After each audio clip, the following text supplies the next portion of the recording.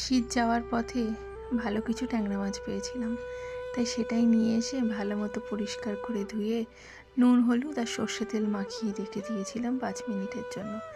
বেশ খানিকটা সর্ষের তেল গরম করে সামান্য একটু নুন দিয়ে মাছগুলোকে এক এক করে ভেজে তুলে রেখে দিয়েছি। অন্যদিকে সেই কড়াইয়ের মধ্যে কালো জিরে আর কিছুটা রসুন থেতো করে দিয়েছি, তার মধ্যে দেবো পেঁয়াজ কুচি।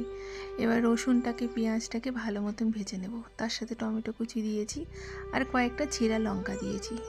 সমস্ত কিছু ভাজা হয়ে যাওয়ার পর লম্বা করে কেটে রেখেছিলাম আলু, সেটা দিয়েছি আর দিয়েছি পেঁয়াজ কলি। যেহেতু এখন পেঁয়াজ কলিটা পাওয়া যাচ্ছে, তাই আজকে ভাবলাম সেটা দিয়ে শুধুমাত্র তৈরি করি। কোনো রকম কোনো বড়ি বেগুন আমি কিছুই ব্যবহার করিনি।